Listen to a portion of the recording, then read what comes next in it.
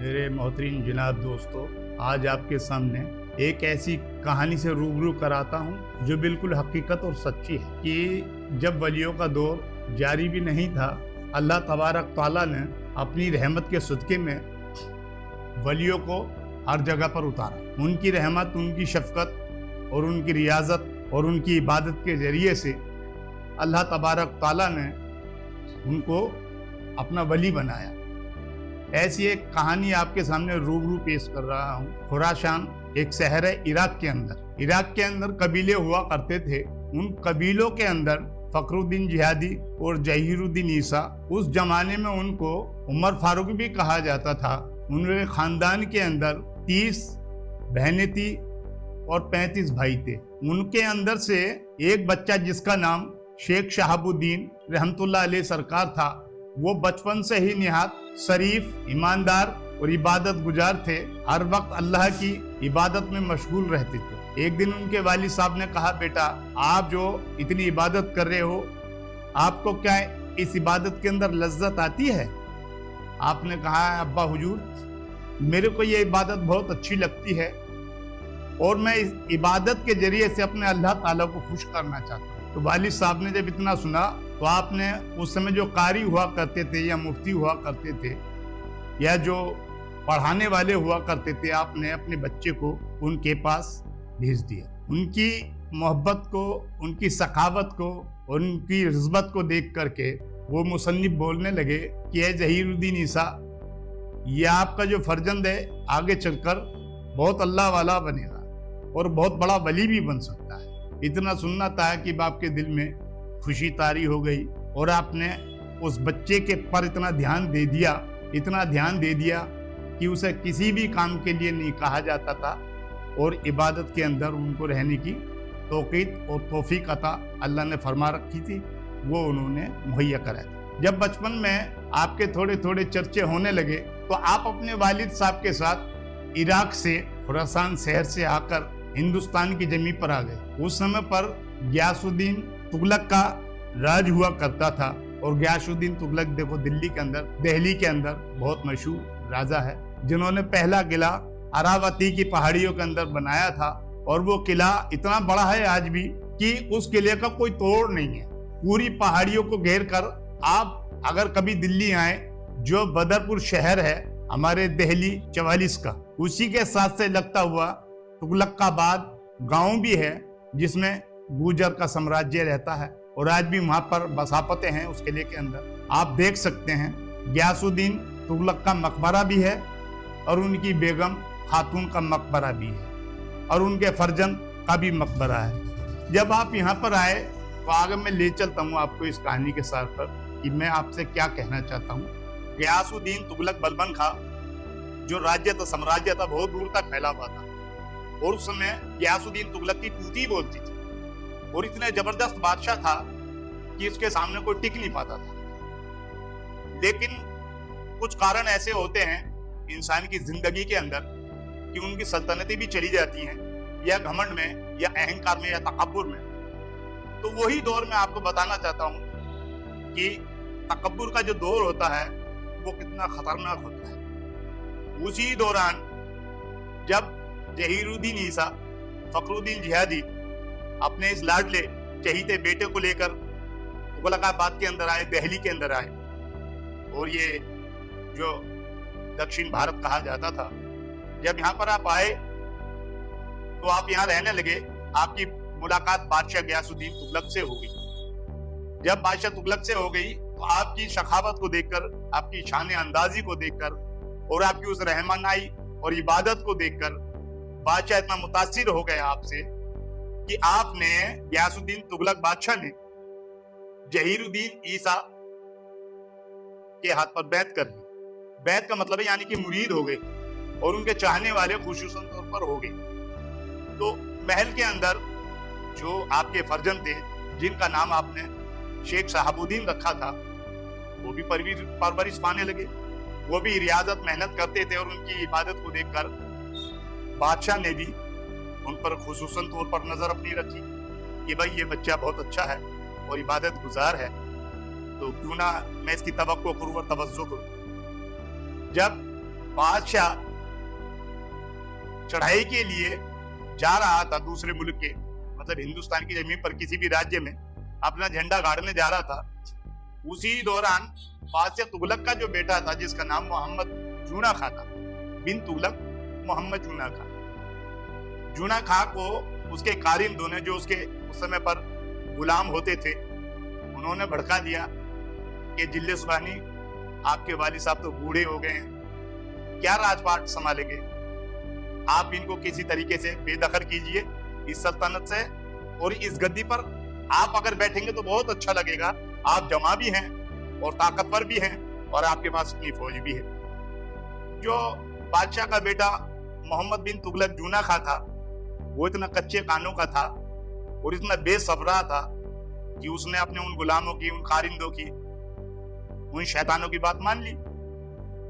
जब बात मान ली तो बादशाह सलामत गयासुद्दीन तुगलक जब जंग के दौरान जीत कर आ रहे थे, आपने दिल्ली के बाहर पड़ाव अपना डाल दिया। पड़ाव डालने के बाद में उधर जूना खां को मौका मिल गया, उन्हें काठ का महल बनवाया, यानी कि लकड़ियों के सतम पर बादशाह की अगुवाई के लिए या तो टेंट लगाए जाते थे जंगलातों, या फिर लकड़ी का एक किला सा बना दिया जाता था ताकि बादशाह आकर उसमें थका हारा आराम कर सके और उनकी फौज भी आराम कर सके। जूना खां को इसी वक्त का इंतजार भी था। जो उसके कारकुनों ने, उसके जो चमचे थे, उसके जो गुलाम थे जूना खां के, उन्होंने जो भड़का रखा था, साजिश ऐसी रचनी थी कि बादशाह गयासुद्दीन तुगलक को मरना ही था। जब एक घर का चिराग अपने कुनबे के लिए या अपने वालिद के लिए साजिश रच दे तो यकीनन वो चीज होके रहती है। बाहर के आदमी को तो रोका भी जा सकता है, लेकिन उसको नहीं रोका जा सकता।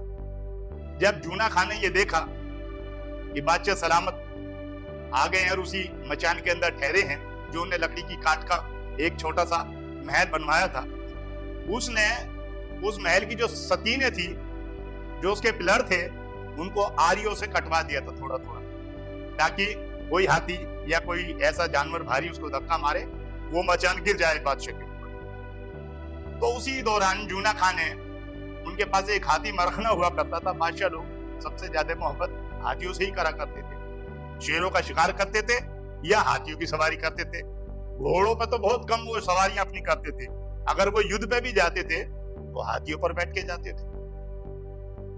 आपका जो हाथी था मरखना, उसने उस हाथी को पहलवान से कहा, जो उनके पहलवान होते हैं हाथ पर बैठे हुए, उन्होंने उसको सूल मारा। सूल मारने के बाद हाथी बिचल गया। हाथी बिचलने के बाद में हाथी ने उस मचान में, जिसके अंदर गयासुद्दीन तुगलक बादशाह आराम फरमाते, उस मचान को हाथी ने टक्कर मार दी। टक्कर मारने के बाद वो मचान धड़ के गिर गया। उसके बाद में जूना खां वो खुशी की लहर दौड़ी दिल में कि देखो आज मेरे बाप का अंत होने वाला है। कुछ देर के बाद में बादशाह तड़प तड़प कर अल्लाह ताला को प्यारे हो गए। फिर कुछ दिनों के बाद में जो काजी थे, मुफ्ती थे, जो जूना खां के साथ थे और जूना खां का साथ दे रहे थे, उन्होंने जूना खां की ताजपोशी कर दी। जब ताजपोशी हो गई और जूना खां बादशाह हो गया, बादशाह होने के बाद में मुलाजा फरमाइए, और गौर करने वाली बात है, जब एक बादशाह किसी भी राज्य का हो या सेनापति हो, अगर वो कूर दिमाग हो जाता है या लालची हो जाता है, तो ना उससे रियाया का भला होता है, यानी कि जनता का भला होता है, ना देश का भला होता है। तो जूना खां तो था एक किस्म से वैसी और पागल इंसान, जो दूसरों के भड़काए में आकर के अपने ही कुनबे को गलत कर लिया उसने। जब उसकी ताजपोशी हो गई, ताजपोशी होने के बाद में उसको एक लालच सुझाया गया कि आप यहां से राजधानी हटाकर औरंगाबाद ले चलें, गुजरात की शहर, वहां से बैठकर आप राज करेंगे, जो चारों दिशाओं से आपके पास फौज भी होगी और किसी भी बादशाह की हिम्मत नहीं होगी जो आपके राज्य पर नजर उठाकर भी देख सके। बादशाह जूना खां तो लालची था ही, और कुछ कारिंदे जब इंसान के आसपास इर्द गिर्द ऐसे हो जाते हैं जो भड़काने वाले होते हैं, वो भड़काने के साथ साथ उस सल्तनत को और उसकी हैसियत को खत्म भी करते हैं। इंसान का वजूद जिस वक्त खत्म होता है तो कोई उसका साथी नहीं होता, वो अकेला रह जाता है। वही जो कारिंदे थे जूना खां का वजूद खत्म करना चाहते थे, लेकिन जूना खां पर वक्त ये नहीं जानता था जो मेरे साथ ये चमचागिरी में लगे हुए हैं और मेरे इर्द गिर्द घूम रहे हैं और जो मेरी चापलूसी कर रहे हैं, ये मुझे ही बर्बाद करना चाहते हैं। ये बर वक्त जूना खां नहीं जानता। अगर वो जानता होता तो कदापि अपने वालिद साहब को हाथी की टक्कर से उस मचान में गिरा करके नहीं मरवा देता। तो उन्होंने जूना खां को कहा कि ए दिल्ली सुबानी, आप हिंदुस्तान की सरजमी के बादशाह हैं, बाबुलंद हैं, बाअजीम हैं, बातरीन हैं, और आप अल्लाह वाले भी हैं, आप ताकत वाले भी हैं, आप आमिल भी हैं, आप कामिल भी हैं, आप आदिल भी हैं।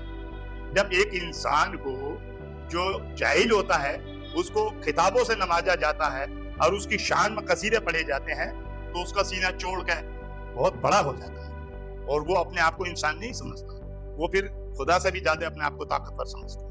लेकिन वो खुदा की रहनुमाई, उसकी ताकत और अल्लाह की शफकत को भूल गया। उसके भूलने के बाद में बादशाह ने हुक्म जारी कर दिया।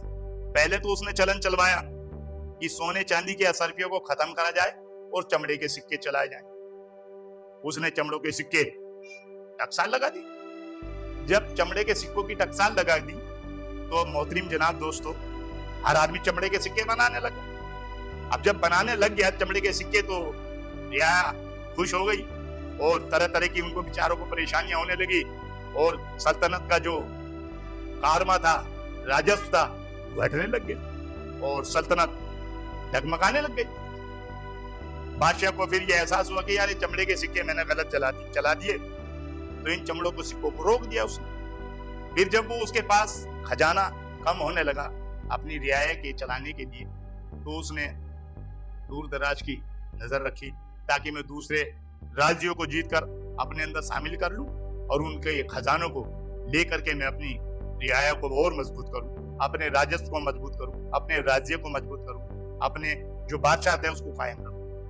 तो उसने अपने उन कारिंदों की, उन चमचों की जो उनके गुलाम थे बादशाह के, उनके बहकाए में आकर दौलताबाद और औरंगाबाद में अपनी राजधानी शिफ्ट कर। ये 1338 का वाकया है। बहुत साल हो गए इस बात में, लेकिन मैं आपके सामने खुलासा कर रहा हूं कि मोहतरम जनाब दोस्तों, ए देखने वालों, कि आगे क्या हुआ